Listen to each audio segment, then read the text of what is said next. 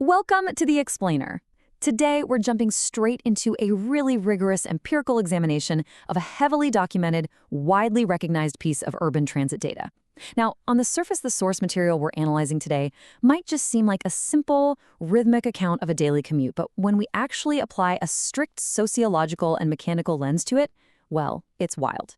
We uncover this highly complex, interconnected web of vehicular operations and human behavioral responses. So, we're going to deconstruct this transit ecosystem, layer by layer, to really understand the raw mechanics and, honestly, the psychological toll of municipal transportation. Okay, let's dive into our primary source text. Just consider these documented data points for a second. Round and round, open and shut, swish, swish, swish. Just sit with that.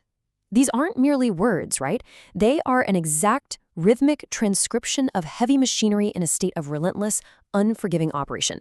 Our source data meticulously catalogs these very specific auditory and kinetic signatures, and it presents a stark, totally unvarnished look at the physical reality of a municipal bus in motion.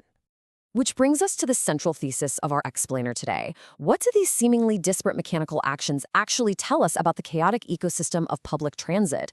I mean, how does the constant opening and shutting of doors, or the relentless swishing of wipers, impact the biological entities that are trapped inside this steel construct? We're going to uncover the underlying mechanics, and more importantly, the passenger sociology of this single, highly active, and seemingly infinite bus route. But before we look at the micro-interactions, we have to establish the macro environment. The source data repeatedly emphasizes this one vital geographic constraint, or actually scratch that, a lack of one. The phrase all through the town is appended to nearly every single observation in the dataset, and this brilliantly illustrates the inescapable, sprawling geographic scale of this continuous route. Our subjects, they're not on a brief point A to point B journey. No, they're subjected to a transit environment that permeates every single corner of their municipality. It's a contained, moving setting that is universally present across the entire urban landscape. All right, let's kick things off with part one, vehicular mechanics and acoustics. So before we can even begin to understand the human element here, we absolutely have to establish the raw physical and mechanical outputs of the vehicle itself. The environment shapes the behavior, so we gotta understand the environment first. Let's systematically catalog the sheer volume of mechanical operations happening simultaneously on this heavy machinery, as directly observed in our source material. We've got pneumatic doors constantly cycling between open and shut. We've got windshield wipers providing this triple beat swish. We have optical signals projecting a repetitive blink, an acoustic warning horn issuing a beep beep beep, and underpinning all of this, the foundational internal combustion, the motor going room, room, room. It is a staggering amount of simultaneous mechanical output. If we map out these mechanical activations sequentially, a really clear narrative of the journey emerges. At minute 0, we have the ignition. The motor goes vroom. This immediately translates at minute 1 to locomotion, as the wheels go round and round. But what happens next? At minute 2, the horn goes beep. This indicates immediate, noisy encounters with urban traffic obstacles. By minute 3, the signals go blink, suggesting lateral lane changes or complex navigation. The vehicle isn't just moving, it is actively, loudly wrestling with the urban environment it's traversing. Now, what's really fascinating here is this specific integer, 3. As we analyze the auditory data, a strict, completely uncompromising cadence reveals itself. The machinery doesn't just operate randomly. The wipers don't swish once, they swish 3 times. The signals blink 3 times. The horn beeps 3 times. The motor rooms 3 times. Almost every mechanical acoustic signature operates on this exact repetitive cadence. It creates this hypnotic, inescapable rhythm that completely defines the reality of the passengers on board. Just look at the fundamental tension we've captured here.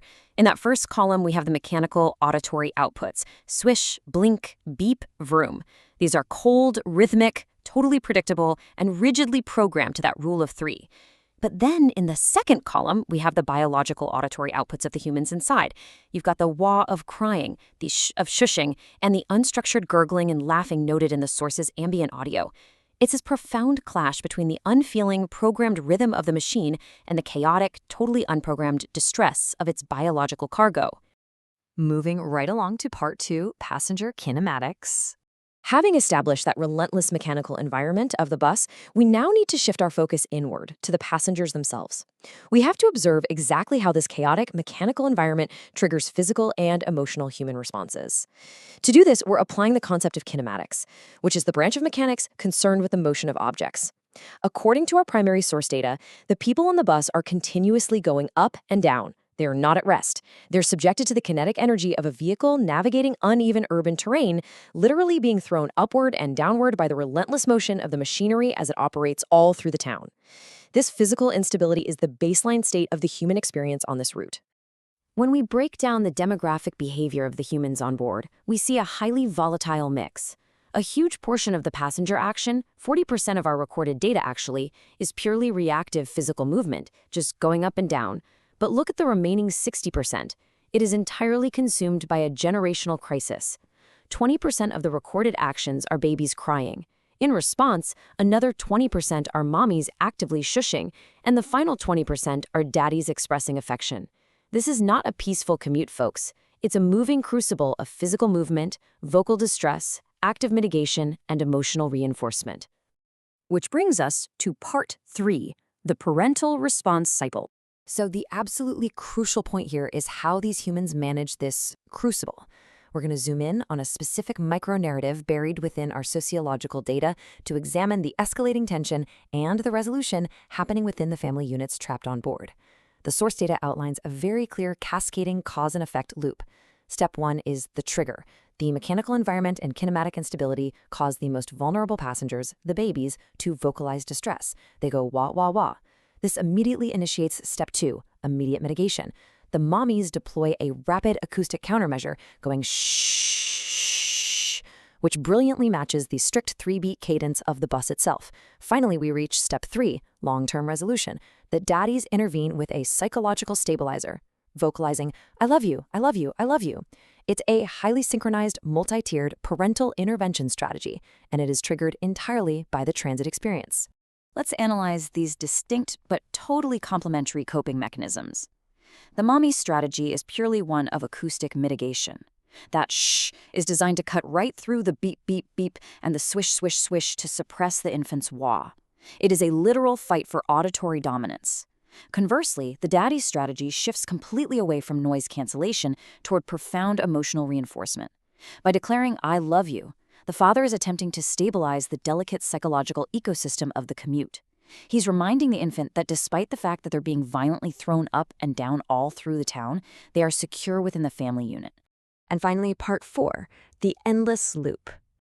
Despite these valiant parental efforts, we really have to zoom out to realize the truly harrowing, cyclical nature of this entire journey. Our data set begins with a primary observation. The wheels on the bus go round and round.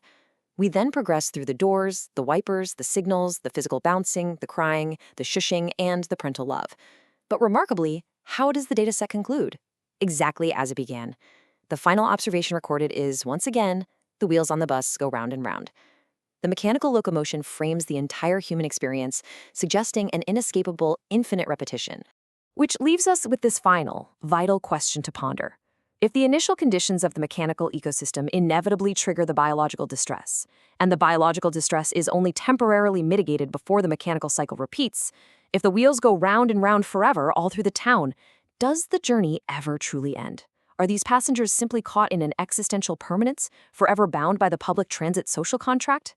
It's a pretty profound data set when you truly look at it. Thank you so much for joining me for this explainer, and remember, keep questioning the systems moving all around you.